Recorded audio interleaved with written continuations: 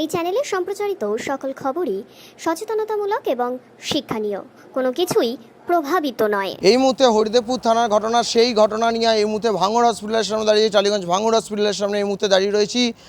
আমরা জানি যে আজকে হরিদেবপুর থানার রাত দখলের ঘটনায় প্রায় 18 জন মহিলাকে আক্রান্ত করেছে এবং আক্রান্তের নাম উঠেছে তৃণমূল কাউন্সিলর, 115 নম্বর ওয়ার্ডের কাউন্সিলরের নাম উঠে এসেছে সেই আক্রান্তের ঘটনা, এবং সেই ঘটনাকে নিয়ে সরাসরি আমরা সম্প্রচার করছি। এই মুহূর্তে রাত্রিবেলা আমরা ভাঙড় হসপিটালের সামনে আছি। হরিদেবপুর থানার ডিউটি অফিসার সহ সেই সমস্ত মহিলা এবং পুরুষদের নিয়ে এসছে এই ভাঙড় হসপিটালে এবং তাদেরকে এই মুহূর্তে চিকিৎসা চলছে। এই মুহূর্তে ভিতর থেকে পাওয়া খবর অনুযায়ী, যা সূত্রে খবর পেলাম সেখান থেকে যা জানতে পারছি, এই মুহূর্তে একটি বাচ্চা মেয়ে, যার 8 বছর বয়সী মেয়ে, তার কলার বোন ভেঙে গেছে এবং তার ট্রিটমেন্ট চলছে। একজনের মাথা ফেটে গেছে, তার সেলাই হয়েছে, এবং আরও 2-3 জনের যা মাথা ফেটেছে এবং নাকের কোণ ফেটেছে সেগুলো কিন্তু ট্রিটমেন্টে রয়েছে।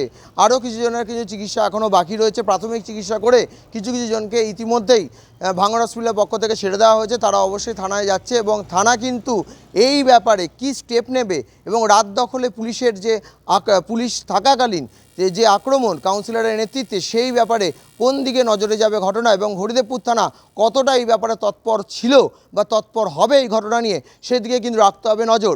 এই মুহূর্তে রাত্রিবেলা 4টের সময় হরিদেবপুর থানার খবর নিয়ে সরাসরি ভাঙড় হসপিটাল থেকে আমি দেবরুণ চক্রবর্তী, সৌমিক মহাজন, ক্যামেরায় সৌমিক মহাজনের সাথে আমি Debarun Chakraborty, vision plus news, Tollygunge.